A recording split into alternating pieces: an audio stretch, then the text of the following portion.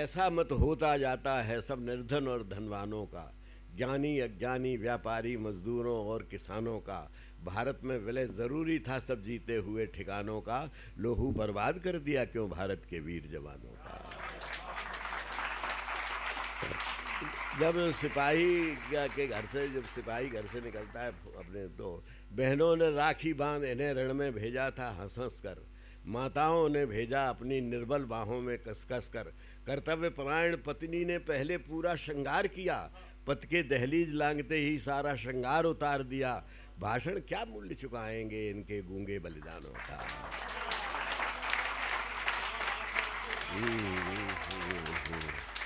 भाषण क्या मूल्य चुकाएंगे इनके गूंगे बलिदानों का, क्या होगा इनकी छोटी छोटी संतानों का। इसलिए एक मत है सबका, क्या निर्धन क्या धनवानों का, ज्ञानी अज्ञानी व्यापारी मजदूरों और किसानों का, भारत में विलय ज़रूरी था सब जीते हुए ठिकानों का। फिर जब वो मारा जाता है तो उस क्या स्थिति होती है उस घर की कि असहाय बुढ़ापा कहता है अंधे की लाठी टूट गई, वैसंध जवानी विस्मित है ये चूड़ी कैसे फूट गई, भाई कहता है सीमाओं पर भुजा हमारी चली गई, भाभी कहती है होली की सारी तैयारी चली गई, बोलो दुख कैसे कम होगा ऐसे वीरान मकानों का, उद्यान कहाँ से लाओगे आंखों के रेगिस्तानों का।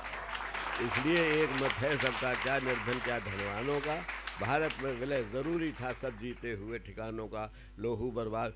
एक अच्छा छोटा बच्चा होता है, उसको कहते हैं पापा बाज़ार गए आ जाएंगे, पापा चले गए हैं वो जैसे अभी बताया। तो मैंने लिखा कि भोले भविष्य का ये मत है, पापा बाज़ार गए होंगे, उनके आने पर कपड़े और खिलौने नए नए होंगे, पर उसको ज्ञात नहीं विधि का कुछ नया विधान हो गया है और उसका कपड़ा भारत माता का परिधान हो गया है। क्रम चक्र, अब उसका कपड़ा भारत माता का परिधान हो गया है। क्रम चक्र पलट सकते, उसका बाप दे सकते हो उसे, क्रम चक्र पलट सकते हो क्या विधि के नए विधानों का, खंडित सपना दे सकते हो ऐसे लाखों नादानों का। इसलिए एक मत है सबका, क्या निर्धन क्या धनवानों का, भारत में विलय ज़रूरी था सब जीते हुए ठिकानों का। भोले भविष्य, ये समस्या पूरे मुल्क पूरी दुनिया की है। छोटे बच्चे वो कहाँ जाएं। भोले भविष्य का ये मत है, पापा बाजार गए होंगे, उनके आने पर कपड़े और खिलौने नए नए होंगे, पर उसको ज्ञात नहीं विधि का कुछ नया विधान हो गया है, उसका कपड़ा भारत माता का परिधान हो गया है। क्रम चक्र पलट सकते हो क्या विधि के नए विधानों का, खंडित सपना दे सकते हो ऐसे लाखों नादानों का। इसलिए एक मत है सबका, क्या निर्धन क्या धनवानों का, भारत में विलय ज़रूरी था सब जीते हुए ठिकानों का, लोग बर्बाद कर दिया तो भारत के वीर जवान। एक मैं डाकखाने पे खड़ा हुआ था, एनसीसी अफसर था, अंग्रेजी का लेक्चरर था, तो डाकखाने पे खड़ा था, तो वहाँ पर पोस्ट मास्टर ने कहा कि साहब ये तार आया है और ये औरत बड़ी देर से बता रही है, इसको कोई मतलब नहीं इसका बता रहा। तो उसके हाथ में एक तार था, उस तार पर लिखा था कि our son is killed in the heat of action, the letter follows. अब लेटर फॉलोज की क्या बात बताएं उसे। हमने कहा कि अब चिट्ठी आए तब पता चलेगा, अभी हमने उससे नहीं कहा कि ऊपर क्या लिखा है। तो हमने कि जब आए तो हमको पूछ लेना किसी से।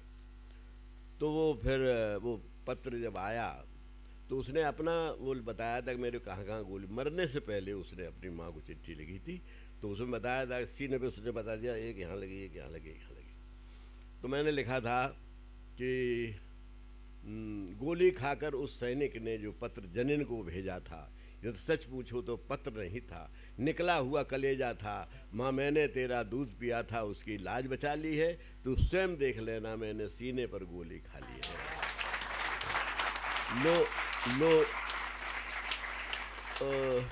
लो चित्र बनाए देता हूँ सीने पर लगे निशानों का, ये प्रमाण है मुझको कोई मोह नहीं था प्राणों का, समझौता कर सकते हो ऐसे ऐसे बलिदानों का।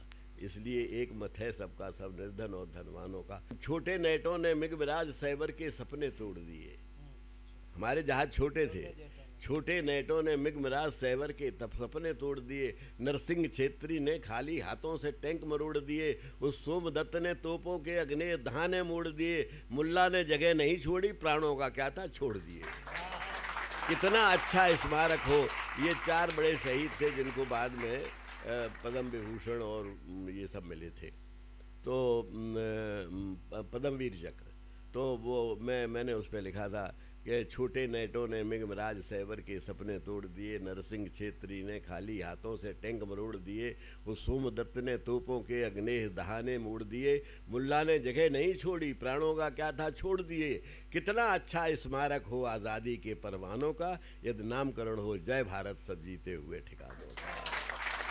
तो आज आप 75वां आप आज़ादी का मना रहे हैं, तो उस पर ये कविता बड़ी सार्थक है। हम अपने देश के लिए करें। अंतिम मैंने ये कहा क्योंकि मैंने पहले ही बताया कि मैं युद्ध के बहुत खिलाफ हूँ। क्यों मेरे अंतिम गया ये न समझा जाए, इससे मैंने अपने मित्रों के कहनों से कविता तो लिख दी, पर ये न समझा जाए कि मैं युद्ध के पक्ष में बोल रहा हूँ।